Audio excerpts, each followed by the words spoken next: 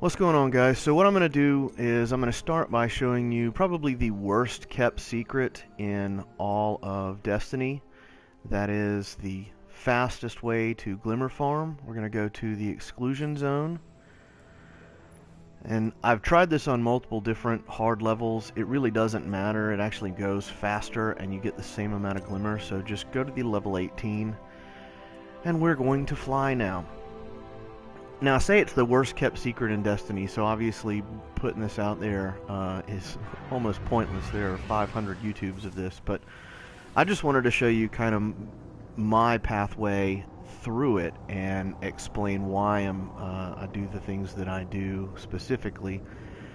And a lot of it has to do with the timing. So you can get through most of what you need to in about 2 minutes.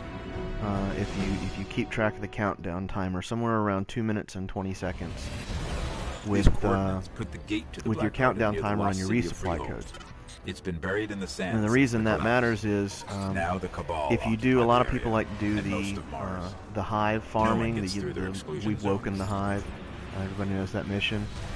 And the problem with that is you get most of your glimmer from the yellow bars, the majors and ultras, and you're going to have a lot more of them with this mission with the Cabal, and B, you can get to them first, and so while your resupply code, even if it's counting down, 15, 10, 5, you can still be killing some of the, that's right, I keep forgetting. This is the mission where we get the speeder for the Cabal, or the Sparrow on Mars. But while your timer is counting down, you can be farming some yellow bars instead of sticking specifically with red, and just not getting as much glimmer out of it. So we're going to run straight here. Hey, Mai, what's going on, man? Good to see you. They're inside. My advice, we avoid engagement. Deploy the ghost, and now we stand here for the standard Destiny bit of wait around while Peter Dinklage opens doors and stuff.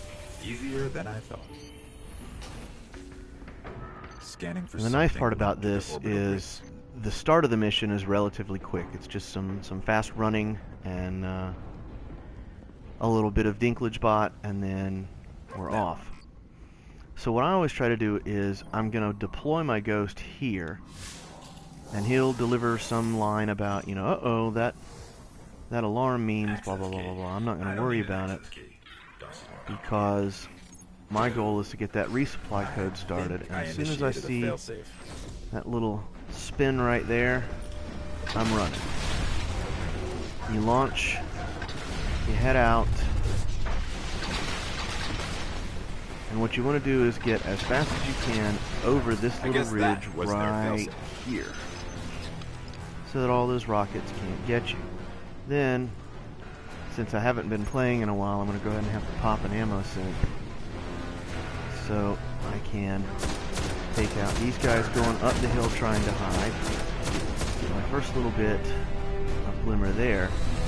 Load up my Gallahorn, because there's still going to be a large group down here, including one guy who's trying to rocket you. So you fire that off, and the next thing you know, you've got just about everybody on this side dead. Not really sure what happened there, but apparently I was trying to melee and reload at the same time. Never works. Come up here, take out the remaining yellows. And you notice I'm not using a sniper rifle, but one of the things that I do make sure of is I leave some of these guys alive, but not necessarily all of them. Then I'm going to run right across the bodies, and there's why. Those little triangles, you'll get some resupply codes, you'll get some network keys, and then I like to run in here because every now and then there's one or two guys hiding that are also yellow bars. Take them out,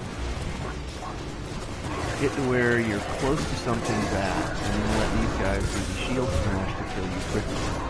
It's important to die quickly because then you'll start your resupply codes faster. When you die, and I'll show you, I normally run right off the bat, but I'll show you my countdown timer, 8:02, so that took me right at 2 minutes. So I will be able to get in 4.5 to 5, depending on how well this goes the rest of the way. before I have to restart my resupply code timer. Was their failsafe.